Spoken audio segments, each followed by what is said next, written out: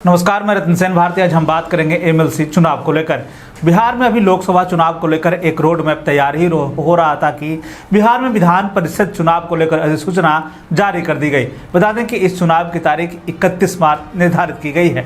बिहार में 5 विधान परिषद की सीटों पर चुनाव होना है, जिसको लेकर उम्मीदवार अपने अपने क्षेत्र में चुनाव की तैयारियों में जुट गए हैं। बता दें कि जिन 5 सीटों पर चुनाव होना है उसका प्रभाव बिहार के लगभग 26 जिलों पर पड़ने वाला है। ऐसे में अब उम्मीदवार अपने अपने क्षेत्र में प्रचार करने के लिए जुट गए हैं।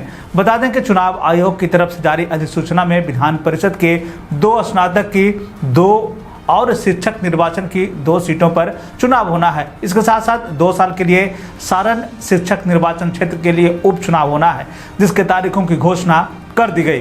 भारत निर्वाचन आयोग की तरफ से जारी अपडेट के अनुसार बिहार विधान परिषद के स्नातक और शिक्षक निर्वाचन की 5 खाली सीटों के लिए चुनाव 31 मार्च को करवाया जाएगा। 6 मार्च को इसको लेकर अधिसूचना जारी कर दी जाएगी। इतना ही नहीं, इसको लेकर नॉमिनेशन की अंतिम तारीख 13 मार्च तक रखी गई है। वहीं स्क्रूटनी की तारीख 14 मार्च तय की गई है। 16 मार्च तक उम्मीदवार अपने नाम वापस ले सकेंगे। वहीं वोटों की गिनती 5 अप्रैल को की जाएगी। बता दें कि वोटिंग का समय 8 बजे यानी कि सुबह के 8 बजे से शाम के 4 बजे तक निर्धारित की गई है। आइए अब एक नज़र डाल लेते हैं इन विधान परिषद की सीटों के इतिहास को लेकर। बिहार विधान परिषद की जिन 4 सीटों पर विधान परिषद का चुनाव होना है उसका कार्यकाल 8 मई को समाप्त हो रहा है, जिसमें सारण स्नातक क्षेत्र से वीरेंद्र नारायण यादव का नाम है, तो वहीं पे गया स्नातक क्षेत्र से अवधेश नारायण सिंह का नाम आ रहा है।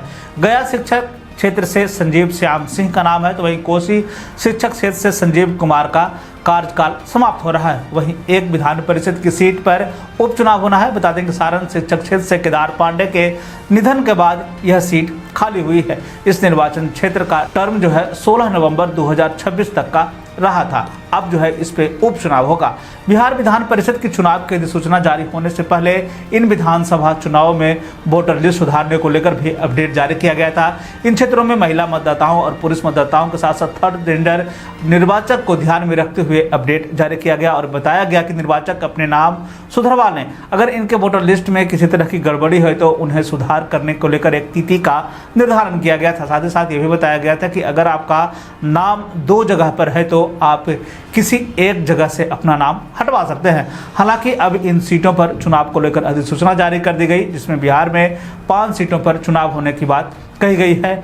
एमएलसी का चुनाव होना है। ऐसे में स्नातक क्षेत्र और शिक्षक निर्वाचन क्षेत्र के तहत जो है चुनावों की बात जो है एमएलसी का चुनाव होना है। 4 सीटें जो है उनका टेन्योर जो है इस बार मई के महीने में खत्म हो रहा है। एक सीट जो है केदार पांडे की सीट जो है सारण की सीट जो है उस पर जो है ये उपचुनाव होगा और इसका जो टेन्योर है वो 2026 तक के लिए होना था। और ऐसे में जो है केदार पांडे के निधन के बाद जो है सारण क्षेत्र में जो है उपचुनाव की घोषणा कर दी गई है। तो ऐसे में बिहार विधान परिषद की 5 सीटों के लिए चुनाव की घोषणा कर दी गई। देश में जो है इन दिनों जैसे माहौल है उसको देखते हुए 2024 के लोकसभा चुनाव जैसे भी हालात बनते जा रहे हैं। बिहार में जिस तरह की रैलियां हो रही है उससे यही लग रहा है कि बिहार में जो है चुनाव होने वाला है और एमएलसी के चुनाव की घोषणा कर दी गई है। तो दोनों के बीच में जो है अब एमएलसी का चुनाव तय निर्धारित कर दिया गया। तो ये था एमएलसी से जुड़ी हुई खबर। बिहार और बिहार से जुड़ी हुई और भी ऐसी खबरों के लिए बने रहे हमारे चैनल के साथ। मुझे दीजिए इजाजत।